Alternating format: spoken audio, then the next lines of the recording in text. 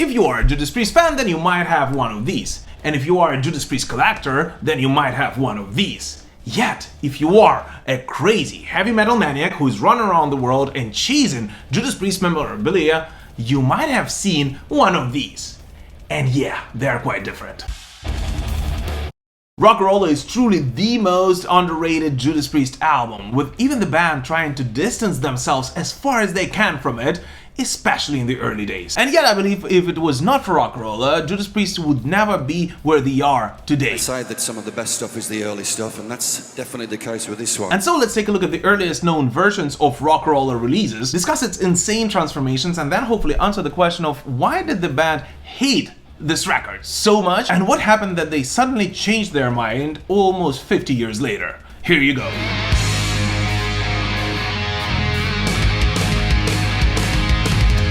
Very quick before we start, please do not hesitate to comment on anything you hear or see in this video, and especially if you disagree with me, because the whole point of our Defenders of the Faith series is of course to start a conversation. And another note, this episode might include just a tiny little bit of bragging, so please don't hate me for that. But alright, let's do it.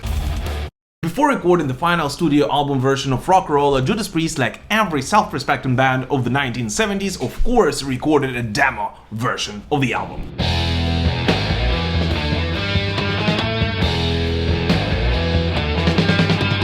While the alternative versions on the unofficial demo release never made it to the album, I believe it is partially thanks to them that we can understand why Judas Priest themselves actually disliked Rocka Rolla after it was originally released on vinyl. For it actually shows how much darker and heavier the songs on Rocka Rolla were supposed to originally sound.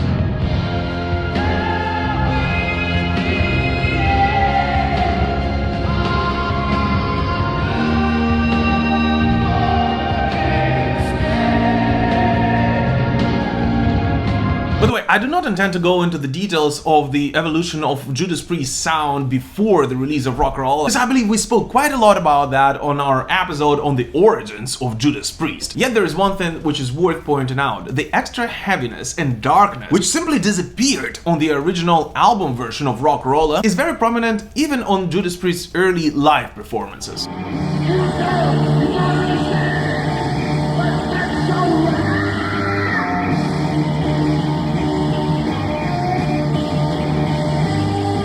By the way, in case you didn't know, that was the recording of the very first concert Judas Priest have ever played with their then new vocalist, Rob Halford. But anyways, in August of 1974, Judas Priest finally released their first ever single, which was, although very little, promoted in the United Kingdom, France and Germany, and had a very heavy metal cover artwork.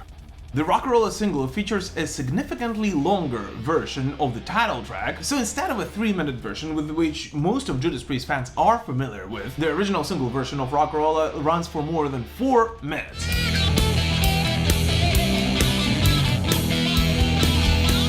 And it is this version which eventually will make it to the very first and only print of the Rocka Rolla album. Alright, so now we come to the part when I'll be bragging, but before that we have to do this.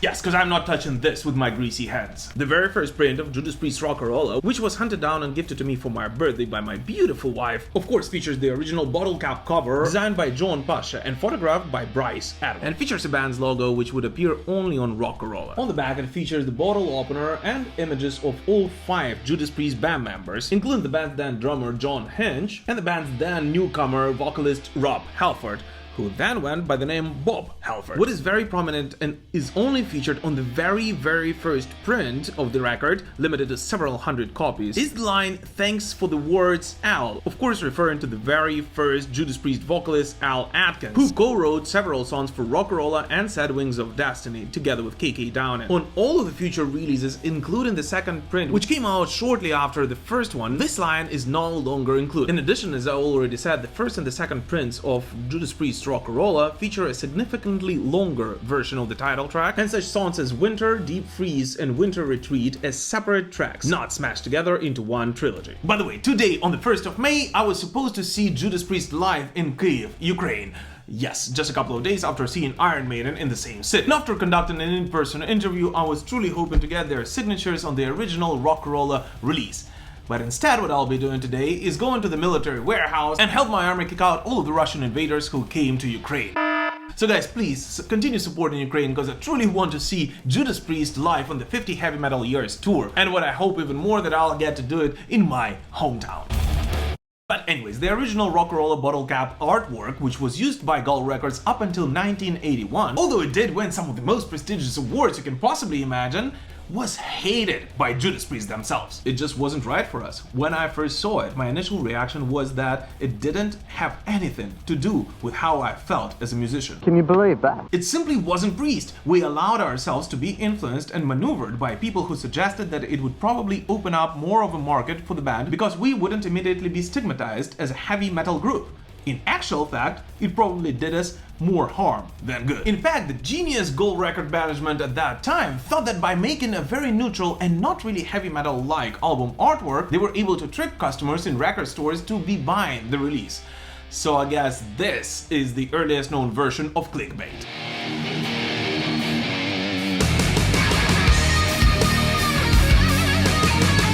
After Judas Priest left Gull Records and gained worldwide popularity, their first label just flooded the market with numerous re-releases of their debut record, with each of them being no better than the previous one, and actually sometimes worse. And it happens to be the case up until 1988, when Gull Records finally decides to change the album artwork and place a 1981 patent by the artist Melvin Grant instead. And yet the most important change, of course, happened when Gull Records finally realized that Judas Priest fans, despite the band's enormous popularity in the 1980s, didn't care as much about the visual aspect of Rocka Rolla as they did about musical. And so after digging through tons and tons of recordings done in the 1970s, Gull Records finally dug out the one which could have saved them. The earliest known version of Judas Priest's cover of Diamonds and Rust, recorded 2 years before it appeared on Sin After Sin. And here I sit, hand down the telephone.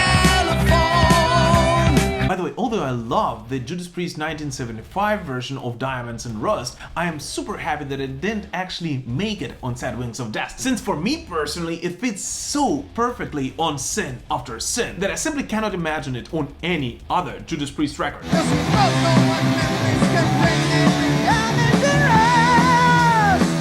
And by the way, while preparing for this episode, I actually realized how many different versions of Diamonds and Rust played by Judas Priest alone there were throughout the years. So please do let me know in the comments if you would like a special episode on the evolution of Diamonds and Rust, how it has changed throughout the years after first being recorded in 1975.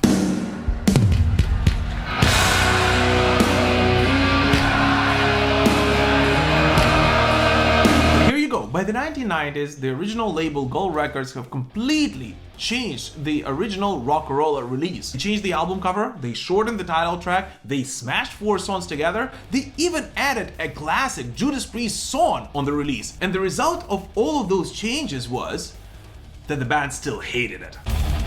So what is going on? Is Rocka Rolla an album full of badly written songs? Not at all. In fact, I actually love and re-listen to a lot of songs on this record. And by the way, some of the earliest Judas Priest songs which never made it on Rocka Rolla or Sad Wings of Destiny, yet were sometimes performed by the band in the early days, I personally believe are absolute gems of heavy metal.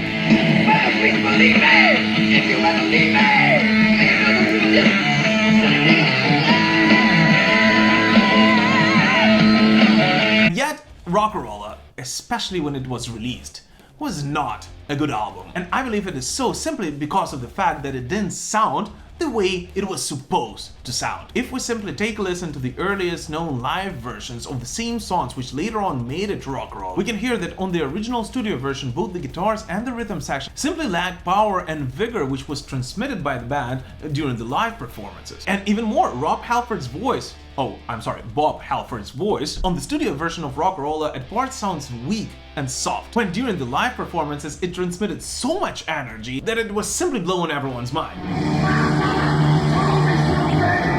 Long time ago, you lost your So here you go. I actually believe that instead of changing album artwork, shortening title tracks, or removing songs from the record, what Gull Records should have done is master the album properly. And I personally am very happy that both on the Epitaph and on the 50 Heavy Metal Years tour, Judas Priest are finally doing justice to their debut record.